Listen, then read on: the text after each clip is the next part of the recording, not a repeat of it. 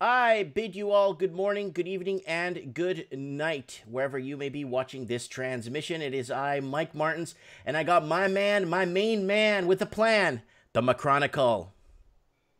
There you go. How you doing, buddy? Oh, I'm doing good, man. Doing good. How you doing? You know how it is. You win some, you lose some. Exactly. Yeah. You're looking It's good, Orthodox buddy. Easter. Yeah. Thank you. It's Orthodox Easter this weekend.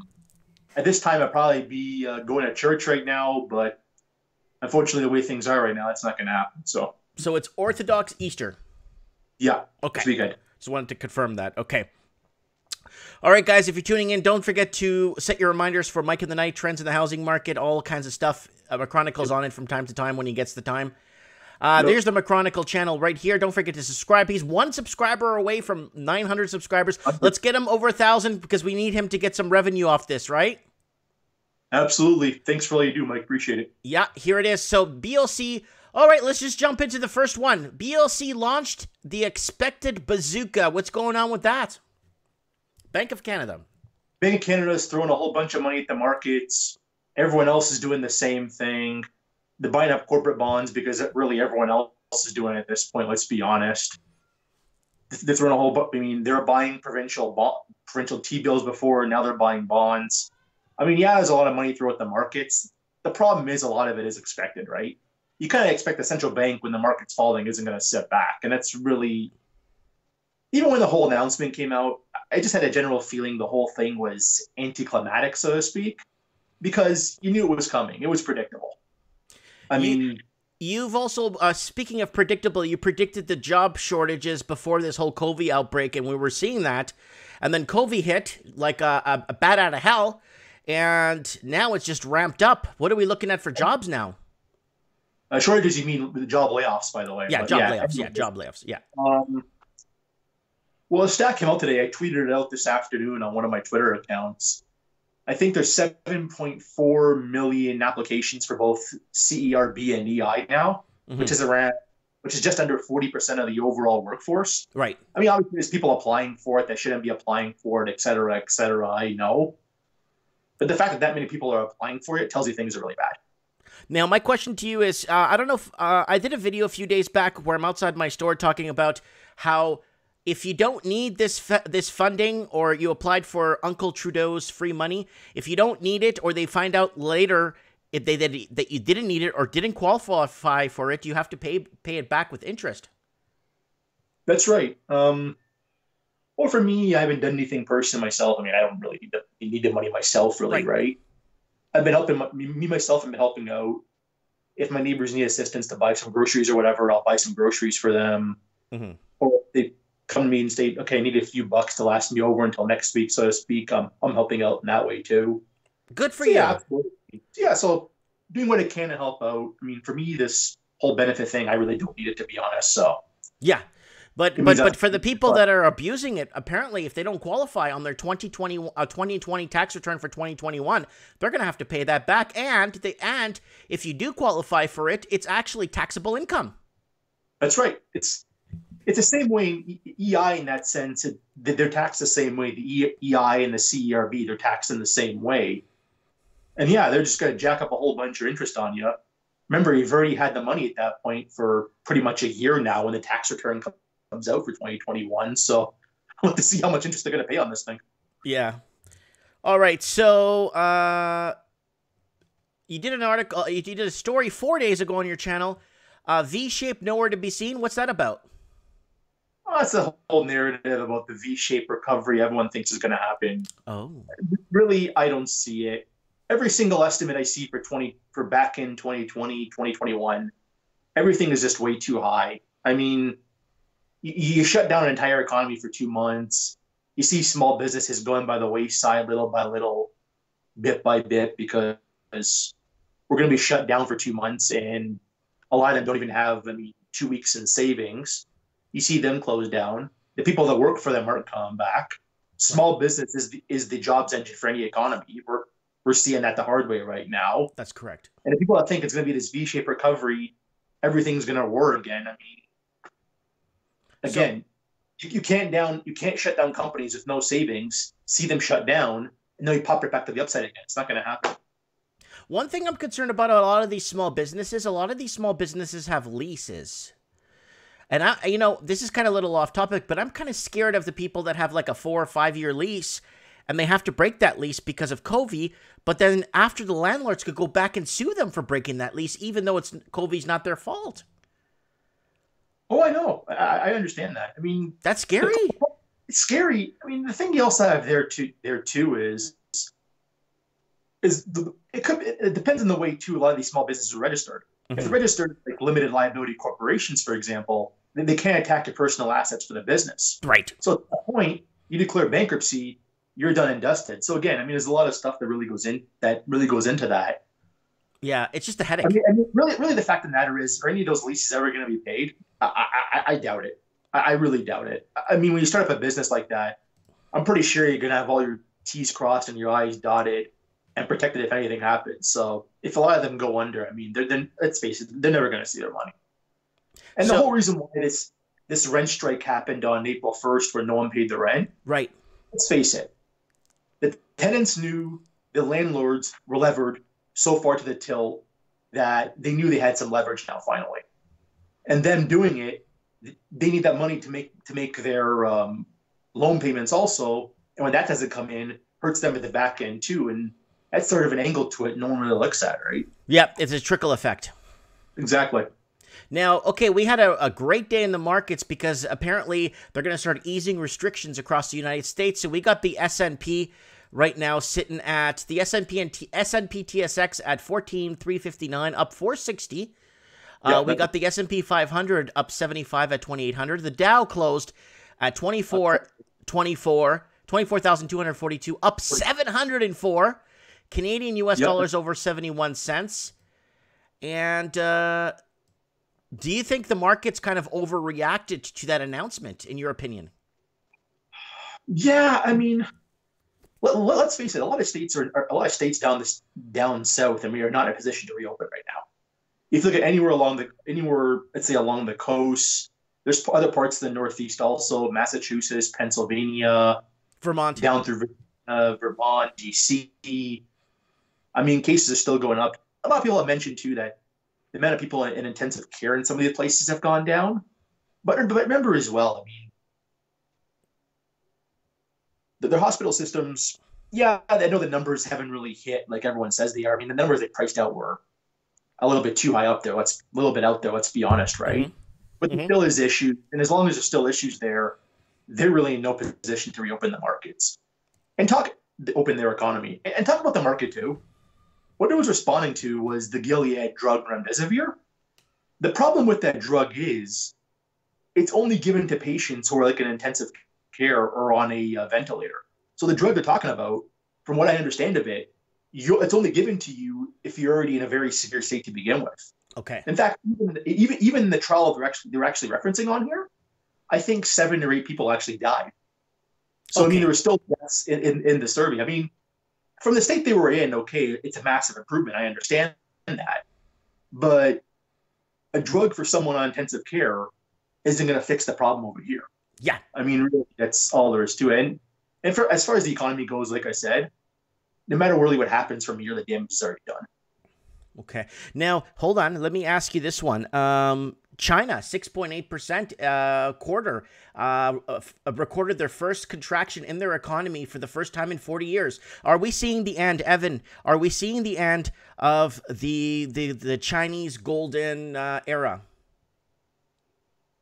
Well, it's pretty clear at this point. I mean, supply chains are going to move out of China if they haven't already. I mean, that is going to be the big effect out of this. And they have a lot of debts and a lot of things coming due in the next couple of years. Also, China does back as well, too. I mean, a lot of debts come due 2021, 2022 in China also. I mean, is it the end of their golden era? I mean, by the looks of it, yes. I mean, they're still going to grow going forward, but not nearly the same thing they did, 5, 10 years ago or 15 years ago. Right. But let's face it. I mean, it was a mistake to have all your supply chain in one country then. It was a mistake now. Companies are going to figure this out, and they're gradually going to move their way to China. Okay. If they haven't so already. So as far as is this their golden era done? Yeah, most definitely. Okay, It's let's going to move. grow forward, but not nearly to the same rate, if they are at all. I mean, I don't. Yeah, like you said, the supply chain's moving out, and with no supply and with no logistics, proper logistics and direction open, they can't even get their stuff out anyway because other ports are closed, other exactly. ports of entry are closed. What's it's so they can make the product now, but what I mean, I don't even believe them with that too. So I'm not gonna. All I right, don't either. I mean, crude oil took a big punch in the gut below the belt, way below the belt. It's 18.12, and it's sitting. It went down $1.75, down 8.81%. And if you look at the decline on oil, the decline on oil has been going down. And it's going down, and it's been going down. And if you look on the last 5 days, it's just completely going down. Now that reserves are getting completely filled to the brim, do you start to see oil tank to $15, or you see it still stabilizing around $18, $20 a barrel? oh, it's got further to fall. I mean, yeah, I know OPEC did this whole 10 million barrel cut, but like we mentioned even off the air here, you can't shut down an entire global economy for 2 months. Mhm. And even if you cut 10 million barrels, you're still in an oversupply situation regardless of what they do. Well, no I one's mean, driving around as much. well, yeah. For example, in my case, I filled up my car a month ago, and I still have 3/4 of a tank left. Yeah, So for me, I'm probably not filling up now until the earliest when June. My birthday's June 12th. That's probably the next time I'm going to fill up anyways. yeah. So it doesn't change that. I mean, as far as what's driving it, I mean, it's really the Russians and Saudis trying to take out shale. It's Okay. basically it's a similar thing that you saw as well with OPEC in 14 and 15 when they decided to flood the market.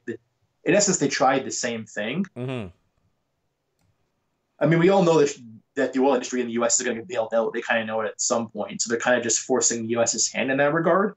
And they kind of know that the U.S. has bailed out everybody else. I mean, you might as well go ahead and just bail out oil at this point. I mean, why not for them, right? Yeah. And they realistically know they're gonna do it, but they also know that the president needs lower oil prices.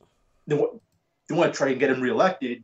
Lower oil prices helps them get reelected in that sense, right? Kind of in that regard too. So Mm-hmm. they basically force the oil price down, trying to give the illusion they're trying to take out shale, which is really what they're trying to do. But they also know the U.S. is going to bail them out also at the back end. So it kind of works both ways in that regard. But is there an extra cut coming? Maybe. Is it going to make a difference? Probably not. Is it going to 15? Yeah, I think my chart says it could bottom out at $11. Believe it or not. $11? So $11. Yep, Like that's a level. 11 American dollars. That's like 10 pesos. I'm just joking. I'm joking. Pesos is a lot higher, but anyways. Yeah, and 118 or something. Yeah, okay, okay.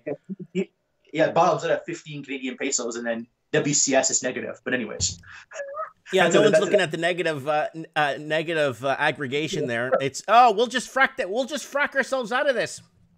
yeah, Yeah, frack ourselves into debt forever. yeah. It's sort of, yeah, it's really the.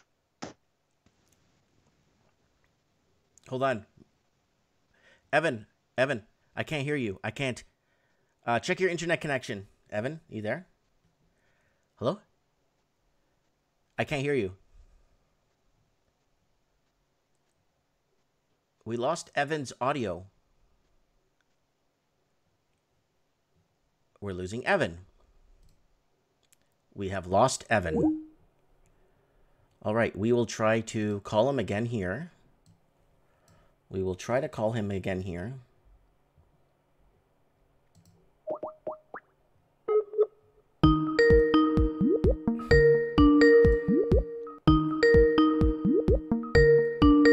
Reconnecting with Evan. Mr. Market Guy, you there? Hey, what's up? I don't know what happened there, but Okay, we can't see you, so there you are. You're back again. Back to normal. Sorry, we just lost you, and you just started talking, like moving your lips, but there was no audio. All right. All right. Okay. All right, so let's move on. Uranium surges 31% amid shutdowns to become the year's top commodity. well, they're finally doing in uranium what they should have done 5 years ago. I mean, supply is coming off the market and the price has gone up. Oh, magically so, right? Yeah, I and mean, it's climbed 31%, one of the biggest climbs in a while it's seen. oh yeah, about bloody time too. I mean, for a lot of people who've been waiting around on that quite a while. Look, I mean, uranium demand is going to be higher going forward. A lot of countries are investing in nuclear power now, so there's going to be more nuclear power plants coming out here in the very near future. Mm-hmm. Supply, I mean, break evens are, believe it or not, and submines are actually at a price higher than where the uranium price even is right now. So Mm-hmm. the price keep working higher. Is it still going to work? I mean, even when the market was going down, I mean, uranium was still going higher, of course. And really, I don't see anything stopping it now because the demand train is still there. Okay, fair enough. Let's go over to gold ends lowered as optimism over potential COVID treatment reopening of economy dulls its haven appeal. Now, hold on. Gold's safe haven, great hedge against inflation. We know that. But why does the world have to come to an end or apocalyptic end for gold to go up in value? I don't get it. It doesn't have to. I mean, the fact of the matter is, I mean, central banks are still pumping in a whole bunch of money into markets. All of this at some point is going to lead to hyperinflation, stagflation event at some point down the line. And gold and silver are your ultimate hedge against that.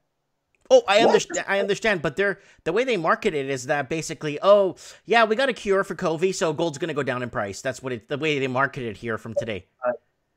That's got nothing to do with it. And if in the general equation of gold, it's got really nothing to do with it. Yeah. One metal I do think it's undervalued though that people probably should take a look at.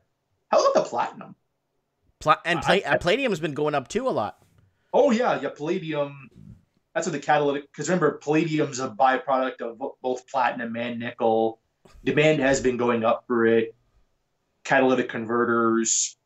In your perspective, they're buying more gas-powered vehicles than diesel-powered vehicles now, of course, because all the cheating scams that went on over there in the past. Yeah.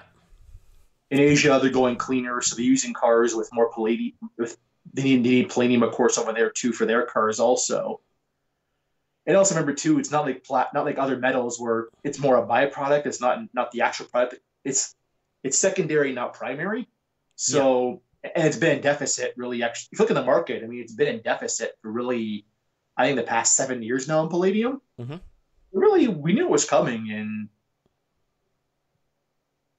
and really without a way to really get a more stable supply stream, so to speak. I mean, it's in a mind of its own. I know about the price and everything else. The problem is, I mean, as long as it's being in short supply, there's really nothing stopping it now. Okay. It's not a train, as a good short seller as myself, that I really want to get in front of. I mean, demand is still going to be there going forward. Good.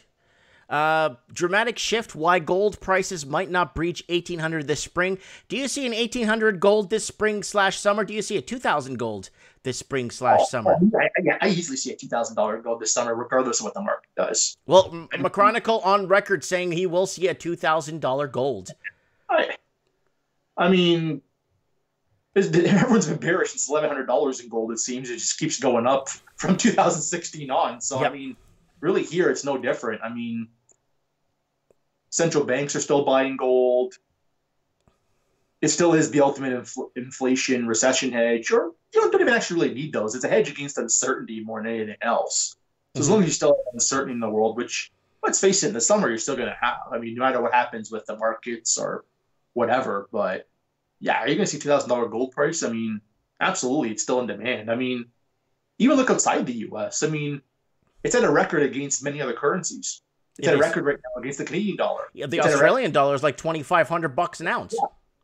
Yeah, Aussie dollar, New Zealand dollar, a lot of Asian and South American currencies in there also. Yeah, up against gold, they fall apart. Yeah. It's like 3 months' wages in some countries to buy an ounce of gold. Oh, yeah.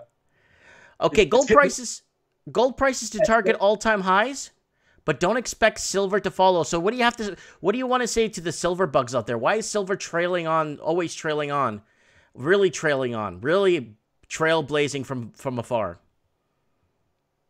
It's the whole notion that silver has a lot of industrial uses to it. Mm-hmm. So a lot of people seem to think it's a demand story with it, but the gold-silver ratios usually always apply. When gold goes up, usually silver goes up. Mm-hmm. If I can get my hands on physical silver, I definitely would right now. I mean, yeah, I know the whole demand situation, everything else. I get all that. Mm-hmm. With how undervalued it is and how much uncertainty there is in the world, I just can't fathom why silver's still down here. Mm-hmm. I really, I mean, gold's at an all-time high against virtually every currency except for the U.S. dollar. The silver is still what, like 50% off the highs in a lot of cases? Yeah. It doesn't make any sense to me. It just makes no sense to me at all. Yeah, silver realistically should be sitting at 38 to $50 an ounce, easy.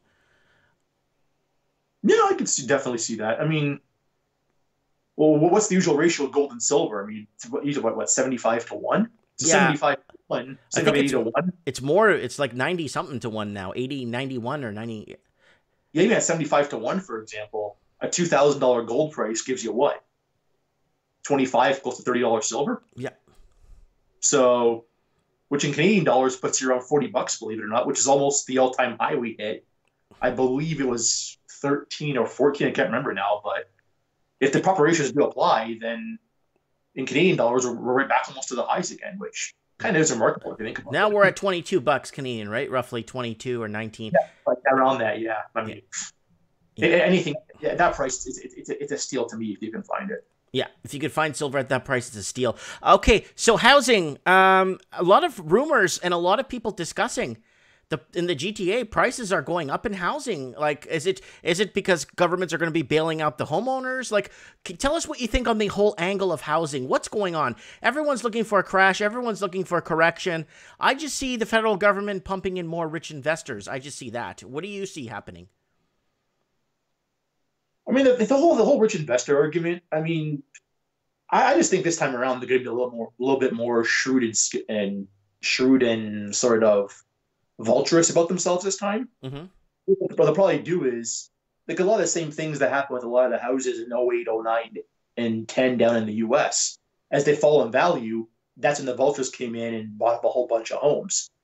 I see the rich investors doing the exact same thing this time. If I was to really say anything, mm-hmm. I mean, and also remember too. I mean, there is that, as I mentioned a couple of months ago, it still applies now. The big liquidity call that's going on around the world also. The fact that the U.S. dollar keeps going up, I mean, that's kind of telling you that the globe is still short of dollars, short of liquidity right now. So there's that playing to it also. As far as all the articles you're hearing, I just think generally it's the realtors buying into the V-shaped narrative as it's going to be right back up again. I think really that's all that's going on here. I mean, and they're the ones pushing it. They're the ones who like driving that narrative home. And I mean, look, if employment doesn't come back, housing won't come back. It's really true. that simple. But the thing is, we have our housing prices have not been tied to average wages for many years now. That's our problem. Oh, I know. Well, listen, I fully understand that. And the rich investor part, I mean, they've been in Canada really since I'd say 2005, to be honest. But anyways, mm-hmm. Yeah, I mean, we've also looked at it as well too. I mean, debt service ratios in Canada at all-time highs. Yes. Also, that the disposable income is at all-time highs. Mm-hmm. Look, everything you see here tells you that of course we're in a bubble, and that if you look at all the stats and everything else, I mean, all it took was a little prick to drive the whole thing off. It's unfortunate it took a virus to go ahead and do that. Mm-hmm. But even as Steve Suretsky even mentioned in a recent live stream, forget interest rates. I mean, even with this whole low rate thing, the cost of service debt's at an all-time high. Yeah, there's just no. We can go to negative territory. Well, it'll still be high. Well, that's the problem. They go to negative territory, will still be at an all-time high, right? Because it doesn't matter. Well, because also let's face it too. I mean, a lot of people aren't working right now, and not a lot of people really have money right now. We're in an economy that no one had savings. So all the unemployment did was take the bubble, boom, blow it up, and this is what's left. I mean, blow a balloon and see if you can put it back together again. Yeah, that's not going to fly. Good luck. Good luck, Chuck. Chuck. I don't care if throw out the problem. It ain't going to work, guys. And eventually, with central bank government puts, it's like every other option. They expire worthless. Yes. But we'll see what happens. They're gonna have to entrench into lower rates, dangerous areas, unless they decide to reset the economy and put rates where they belong and start getting people first-time home buyers back into the markets because it's been so many years since anyone's gotten into the market, and these government grants to get you into your first home. That's all a bunch of junk, in my opinion. The average wage earner should own an average waged home. Well, exactly. Yeah. Let's pump people into overpriced houses. Yeah, that's really going to work for you. I mean, the whole thing at the timing when they brought all this out too. I mean, I was suspicious of it right from the start. Yeah, first-time home buyers when the average condo in Toronto is something like 15 times the average income. I mean, that's very dangerous, and you got to wait 20 years to be able to put a down payment on a house. Well, 20 years probably more than that now, to be honest. But a down payment. Yeah, just to get into the home, and then you got to pay it off. And yeah, I'm 35. I say 20 years, I'd be 55. 25-year mortgage, I'd be 80, and probably not working for all of it anyways. And yeah, if I were just starting out, like if it was me at my age, if I was just starting to save for a down payment now, I would never save. Yeah, like I'd be out of the market essentially forever if I didn't save. You know what I mean? Yeah, yeah. All right. Any last words? Keep watching the housing market. Keep watching the economy. Keep watching unemployment. That's really the only things that really matter right now. What central banks are doing, yeah, they have a goal to buy it all. If you follow Gregory Mannarino, he's been all over that really, and I've mentioned it a few times on my channel also. But until unemployment comes down, until jobs come back, I mean, again, actually come back, not the little blip we're going to have in the third quarter and then back down again. But no, I know what you mean. Like real paying private sector jobs, not public sector. Private sector, good paying jobs. Yeah, we're at the point now where if unemployment stays elevated, we're done. Yeah. That's really all there is to it. And guys, here's the Macronical, the channel. This is what it looks like here. He's at $8.99. Guys, we need you to subscribe to him. We need his channel to start taking off fast. Because he has never been strike down. He hasn't been you haven't been strike down. You have your channel's nice and clean, so you're good, you know? So let's get this channel growing. And yeah, you're not that far away from getting a monthly income, buddy. Yeah, I'm not far away. I mean, I do get the odd PayPal donation here and there, so that definitely helps the channel also. But what's your PayPal? Do you know your PayPal? Oh, it's paypal.me/Evan the Market Guy. /paypal.me/Evan the Market Guy. Yep. I don't know how I got that one, but okay. Well, guys, if you want to donate on PayPal to Evan, please do so. This is a lot of work that goes into this. This is like a full-time job. And then people don't know that. They think it's, you know? Yeah, 5-minute video takes 3 hours to edit sometimes. I mean, we all go through it, right? Yeah, and it's tough. Tough, man. All right, Evan, don't hang up. I'm just gonna stop the recording. Okay. All right. Thank you, Evan. God bless you. Okay, buddy. Thanks. All right, guys.